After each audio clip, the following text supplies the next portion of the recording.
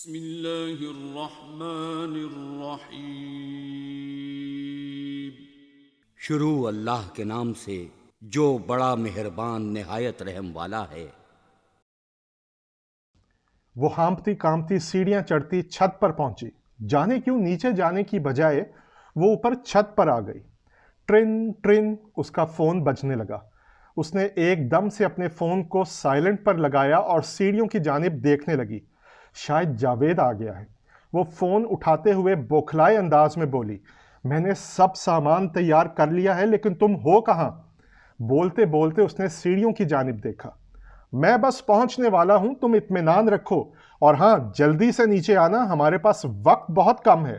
جاوید نے جلدی سے جواب دیتے ہوئے اپنا فون بند کر دیا۔ شبنم کے لیے یہ انتظار اتنا طویل ہو گیا جیسے وہ برسوں اس انتظار میں سے گزری ہو۔ گھبراتے ہوئے وہ چھت کی دیوار کے پاس آئی اور یوں ہی نیچے جھانکنے لگی، مگر یہ کیا؟ اس کا دل لمحے کے 1000ویں حصے میں جیسے رک سا گیا ہو۔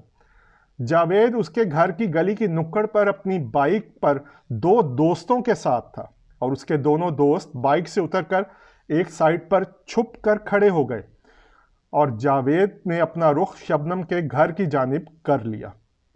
شبنم نے دوبارہ اپنا فون نکالا اور جاوید کا نمبر ملایا۔ نمبر ملتے ہی جاوید نے بولا، جلدی نیچے آؤ، میں آ گیا ہوں، اور ہاں دیکھو اپنا زیور اور نقدی لازمی ساتھ لیتی آنا۔ تم اکیلے آئے ہو نا؟ شبنم نے اس کے سوالات کو نظر انداز کرتے ہوئے پوچھا۔ ہاں بھائی، میں نے اکیلے آنا تھا، تو ظاہر ہے اکیلے ہی آیا ہوں گا۔ جاوید جھنجھلاتے ہوئے بولا، تم بس فوراً نیچے آؤ، ہمارے پاس وقت نہیں ہے۔ وہ گھڑی کی طرف دیکھتے ہوئے دوبارہ بولا، مگر شبنم پر تو جیسے سکوت طاری ہو گیا تھا۔ کیا تم سچ کہہ رہے ہو؟ تم واقعی اکیلے آئے ہو؟ شبنم کی سوئی وہیں اٹکی ہوئی تھی۔ جاوید کو جیسے ہی شک گزرا، وہ فوراً نرم پڑتے ہوئے بولا، کیا کوئی اپنی زندگی سے بھی جھوٹ بول سکتا ہے؟ میں تمہیں کس طرح یقین دلاؤں کہ میں بالکل تنہا آیا ہوں؟ تم خود نیچے آؤ اور دیکھ لو، میں تنہا آیا ہوں۔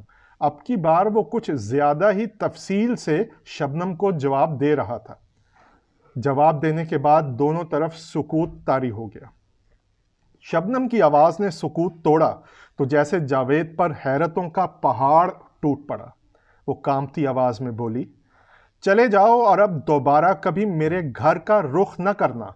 اگر تم یہاں آئے تو جان لو مجھ سے برا کوئی نہ ہوگا۔ اسے اپنی آواز کسی گہری کھائی سے آتی ہوئی محسوس ہوئی۔ کون سی دوست نہ تھی میری ایسی جس نے مجھے تم سے ملنے سے نہ روکا ہو، مگر میں نے کسی کی نہ سنی، یہاں تک کہ اپنے ماں باپ کو دھوکہ دینے چلی تھی۔ ان کی آنکھوں میں دھول جھونک کر میں نے تمہیں اہم جانا، اور تم نے آج مجھے بتا دیا کہ مجھ سے بڑھ کر کوئی پاگل اس دنیا میں ہو ہی نہیں سکتا۔ وہ بے دردی سے اپنی گال رگڑتی ہوئی کال بند کرنے لگی تھی کہ جاوید بولا، اگر تم میری اصلیت جان ہی چکی ہو تو سیدھی طرح زیور اور نقدی مجھے دے دو، ورنہ میں تمہاری تصاویر سوشل میڈیا پر ڈال دوں گا۔ پھر تم کسی کو تو کیا، اپنے گھر والوں کو بھی منہ دکھانے کے قابل نہ رہو گی۔ وہ غصے سے بولتا رہا۔ جب چپ ہوا تو شبنم نے کہا، ہر بے ایمان انسان کی طرح وہ اپنی اصلیت پر اتر آیا ہے، مگر شبنم پر اس کا کوئی اثر نہ پڑا۔ وہ پھٹ پڑی، جاؤ جو جی میں آئے کر لو، میں کسی صورت تمہاری پھوٹی کوڑی نہیں دینے والی۔ اور ایک بات یاد رکھنا، جب کوئی توبہ کرے تو وہ، اس نے آسمان کی طرف شہادت کی انگلی اٹھاتے ہوئے کہا، وہ کسی کی توبہ رد نہیں کرتا، اور جب آزماتا ہے تو اپنے بندے کو رسوا نہیں کرتا۔ یہ کہتے ہی اس نے فون بند کرتے ہی دیوار پر دے مارا، اور ایسے رونے لگی جیسے اس کا کوئی اپنا مر گیا ہو۔ مر ہی تو گیا تھا، لیکن اس کا اپنا ضمیر۔ کیا ہوتا اگر میں چھت پر نہ آتی اور اس کے دوستوں کو نہ دیکھ لیتی؟ یقیناً میرا بھی ذکر ان لڑکیوں میں ہی ہوتا جو اپنے والدین کی نافرمان ہوتی ہیں، در در ٹھوکریں کھانے والی، جنہیں پھر کبھی دنیا میں عزت نہیں ملتی، جو ماں باپ کی عزت کو اس کی دہلیز پر روندھ کر اپنی خواہشات کے پیچھے گھر سے نکلتی ہیں۔ پچھتاوے کی آنسو بہاتی وہ اب سیڑھیاں اترتے نیچے آ رہی تھی، جیسے صدیوں کا بوجھ اس کے کاندھوں پر آ پڑا ہو۔